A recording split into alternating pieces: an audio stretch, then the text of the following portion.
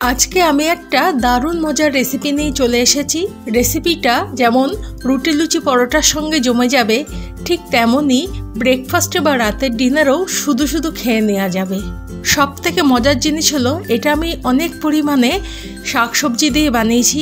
আপনারা চাইলে আপনাদের ঘরে থাকা যে কোনো সবজি দিয়ে এটা বানিয়ে নিতে পারেন। যে সমস্ত বাচ্চারা মোটেও সবজি খেতে চায় না, তাদেরকে সবজি খাওয়ানোর একটা বড় ট্রিক হতে পারে এটা খেতেও দারুণ হয়, দেখতেও সুন্দর হয় এবং স্বাস্থ্যকরও হয়। ছোট থেকে বড় সবাই এটা একবার পেলে বারবার খেতে চাইবে। বাড়িতে থাকা কিছু সবজি আর ডিম দিয়ে খুব সহজেই এই রেসিপিটা বানিয়ে নেওয়া যায়। তো চলুন দেখে নেওয়া যাক। আমার ঘরে যে সবজিগুলো ছিল সেগুলো হচ্ছে ফুলকপি, কিছু বরবটি, আলু, ক্যাপসিকাম, পেঁয়াজকলি এবং পেঁয়াজ। এগুলোকে আমি ছোট টুকরো করে কেটে নিয়েছি।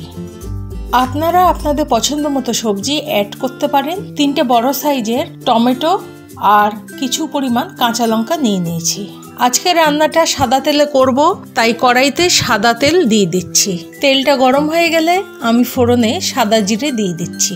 যে সবজিগুলো সেদ্ধ হতে একটু বেশি সময় নেয় সেগুলো আমি আগে ভেজে নিচ্ছি। প্রথমেই আমি আলু ফুলকপিগুলোকে তেলে দিয়ে দিচ্ছি। আলু ফুলকপিগুলোকে একটু নাড়াচাড়া করে ভেজে নিচ্ছি।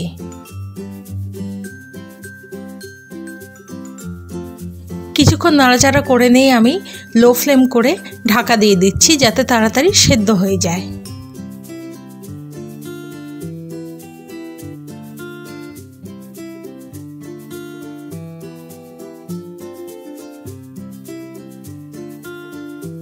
এবার আমি এক এক করে ক্যাপসিকাম দিয়ে দিচ্ছি,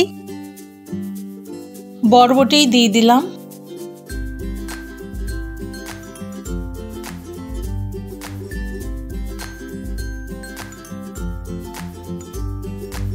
পেঁয়াজ কলিগুলোকে দিয়ে দিচ্ছি,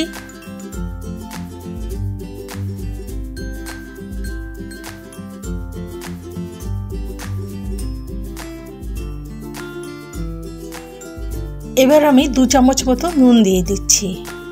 সবজিগুলোকে খুব ভালো করে নাড়াচাড়া করে ভেজে নেব।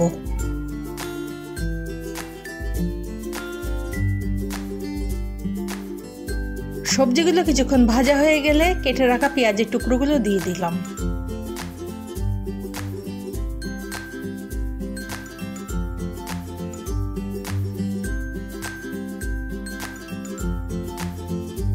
পেঁয়াজগুলোকে সবজিগুলোর সাথে কিছুক্ষণ নাড়াচাড়া করে নিয়ে টমেটোর টুকরোগুলো দিয়ে দিচ্ছি। সবজিগুলোকে দেখতে কত সুন্দর কালারফুল লাগছে।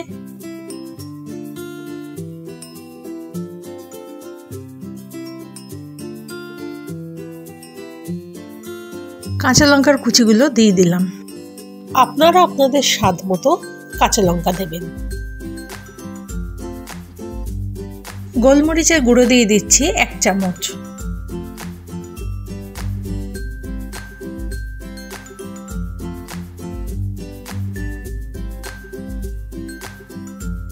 সবজিগুলো দেখেই বুঝতে পারছেন প্রায় সেদ্ধ হয়ে এসছে।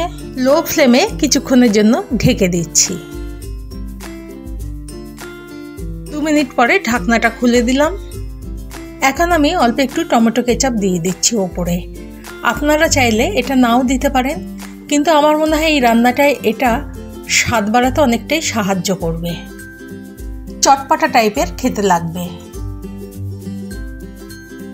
আমার সবজিগুলো খুব সুন্দর সেদ্ধ হয়ে গেছে। এখন এর ওপরে এক একটা করে ডিম ফাটিয়ে দিয়ে দেব। এখানে আমি 4টে ডিম দিচ্ছি, আপনারা আপনাদের প্রয়োজন অনুসারে দেবেন। কিছু ধনেপাতা কুচি ওপর থেকে ছড়িয়ে দিচ্ছি, আবারও কিছু লঙ্কা কুচি ওপর থেকে দিয়ে দিলাম। ওপর থেকে কিছু নুন আর গোলমরিচের গুঁড়ো ছড়িয়ে দিচ্ছি।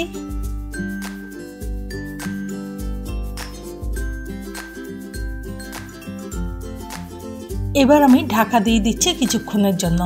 আপনারা চাইলে পুরো রান্নাটা বাটার দিয়েও করতে পারেন, এতে স্বাদ আরও বেড়ে যাবে। এখানে একটা কথা বলে রাখি, আপনারা ডিমটা কিভাবে খেতে চান তার উপর ডিপেন্ড করেই ঢেকে রাখবেন। যদি ডিমের পোচ হিসেবে খেতে চান তাহলে 5 থেকে 6 মিনিটই যথেষ্ট। আমি এখানে একটু বেশি সময় ধরেই ঢেকে রেখেছিলাম, তাই অনেকটা হাফ বয়েল ডিমের মতো হয়ে গেছে।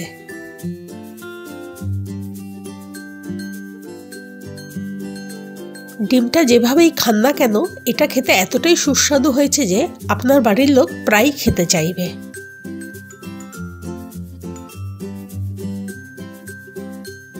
রেসিপিটি দেখার জন্য ধন্যবাদ আর কমেন্ট করতে ভুলবেন না।